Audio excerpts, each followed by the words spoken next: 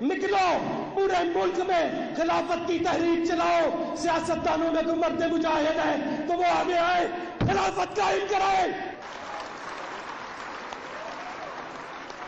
اگر چاہتے ہو یہ ملک بچے,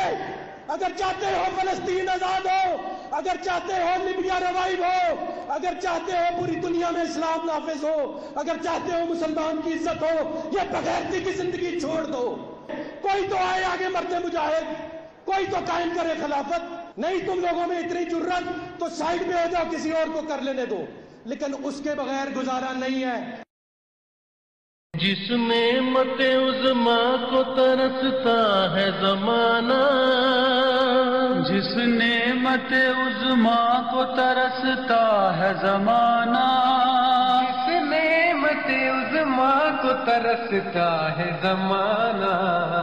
الحمد اسے پیش نظر دیکھ رہے ہیں, الحمد اسے پیش نظر دیکھ رہے ہیں. 100 سالہ خلافت کے ثمر دیکھ رہے ہیں, ہم اپنی دعاؤں کا اثر دیکھ رہے ہیں. 100 سالہ خلافت کے ثمر دیکھ رہے ہیں. السلام علیکم ورحمۃ اللہ وبرکاتہ. سبحان اللہ وبحمدہ, سبحان اللہ العظیم. اللہم صلی علی محمد وعلی آل محمد کما صلیت علی ابراہیم وعلی آل ابراہیم انک حمید مجید. اللہم بارک علی محمد وعلی آل محمد کما بارکت علی ابراہیم وعلی آل ابراہیم انک حمید مجید. دوستو, آج 10 دسمبر 2024 اور منگل کا دن, اور گاڑیوں کے رش کو دیکھ کے آپ کو اندازہ ہو گیا ہوگا کہ کام والا دن ہے, اور لوگ صبح صبح اس وقت تقریباً 7 بج رہے ہیں اپنے اپنے کاموں کی طرف رواں دواں ہیں, کیونکہ آج کل جو راتیں ہیں کچھ لمبی اور دن چھوٹے, اور لوگوں کو ذرا نیند پوری کر کے اٹھنے کا جو مزہ ہے وہ مل جاتا ہے. فجر کا وقت بھی ہونے والا ہے, تو ساتھ ساتھ کچھ بہت ہی اہم باتیں بھی کر لیتے ہیں, اور کچھ سفر کے نظارے بھی دیکھ لیتے ہیں. آپ جانتے ہیں کہ دنیا میں جب کوئی خدا کا بندہ آیا یا کسی نے دعویٰ کیا کہ میں خدا تعالیٰ کی طرف سے ہوں اور مجھے خدا تعالیٰ نے مقرر کیا ہے کہ انسانوں کو راہ راست پہ لے کے آئے, اور وہ اچھے کام جو انسانوں کی تقدیر میں لکھے گئے یا وہ پیدائش کے ساتھ اللہ تعالیٰ نے ان کے لیے مقرر کیے, جو انسان اس سے دور ہو گئے ہیں ان کو دوبارہ اس راستے پہ لے کے آئے. تو آپ اچھی طرح جانتے ہیں کہ زمانے کے جو بگڑے ہوئے لوگ ہوتے ہیں, جن کی تقدیر میں ہدایت نہیں ہوتی, وہ اپنے اپنے دور میں اس نبی کے یا بھی امام وقت کے یا جو اس صدی کے جو مجدد ہوں, یا جو وہ اپنی ایڑی چوٹی کا زور لگاتے ہیں دوسرے لوگوں کو اس ہدایت سے دور رکھنے کی, ان نیکی کے کاموں سے دور رکھنے کی. اور کرتے کیا ہیں کہ وہ گندی غلیظ قسم کی جو گفتگو ہے وہ اس شخص کے بارے میں کرنا شروع کر دیتے ہیں. لوگوں کے پاس ایسے الزام لے کے پہنچتے ہیں کہ جب انسان وہ سنتا ہے تو تھوڑا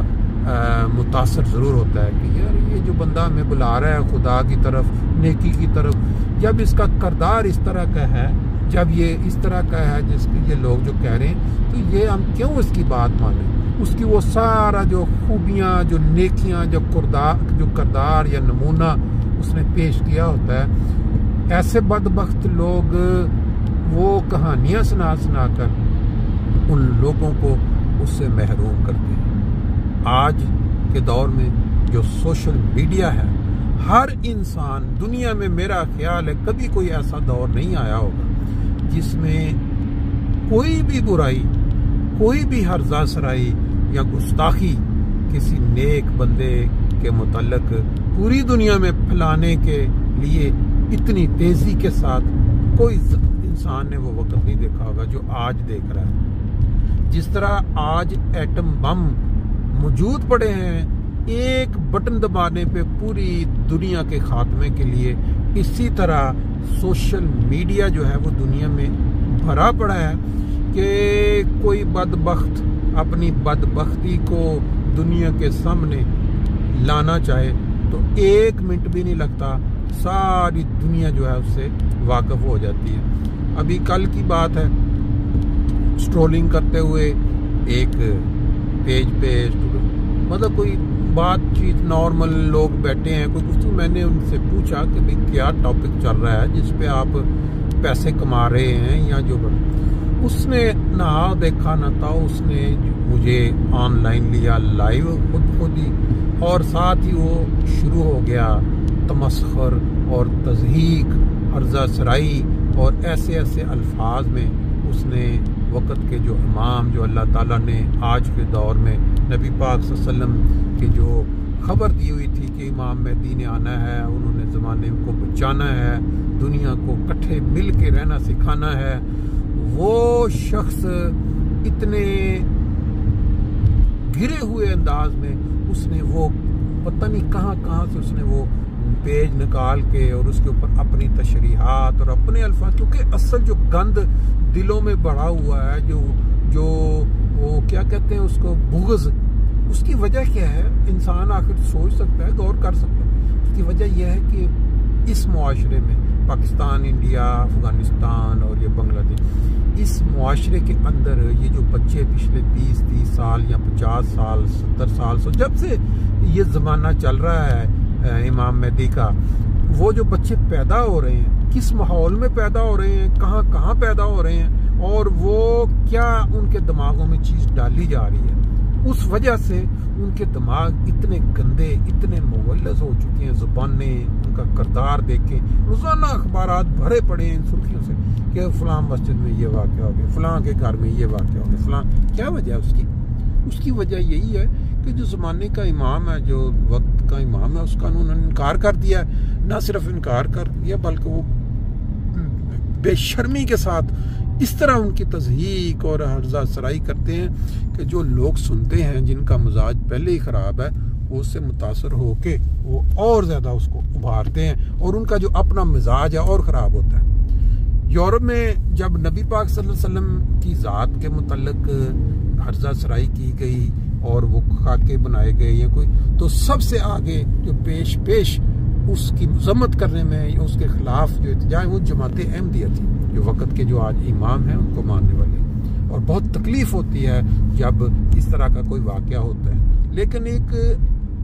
دائرے میں رہتے ہوئے ان کو آگے سے اس کا کیا جاتا ہے، اس کے خلاف احتجاج اور ان تک آواز پہنچائی جاتی ہے، اور پھر اس کا اثر بھی ہوتا ہے جو حکومتیں ہیں.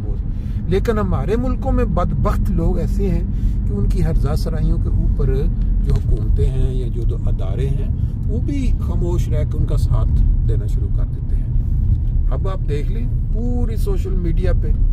مطلب مختلف کہانیاں، مختلف باتیں بیٹھ کے پھر اس کے اوپر پھبکیاں کستے ہیں، پھر اس کے اوپر انجوائے کرتے ہیں، پھر احمدیوں کو بلاتے ہیں کہ آئیں آ کے ہماری بکواس سنیں بھی. اور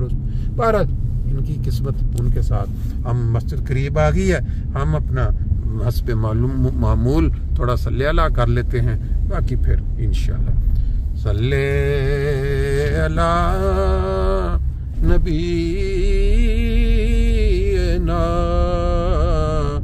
صلی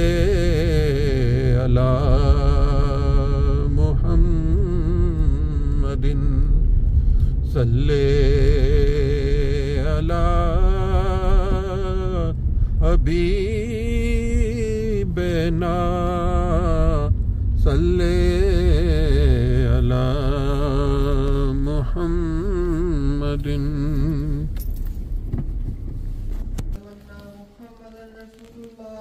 اس کا نقشہ بتا دیا جس کی کفار میں سے رافض لوگوں نے تصدیق کی. وآخر دعوانا ان الحمدللہ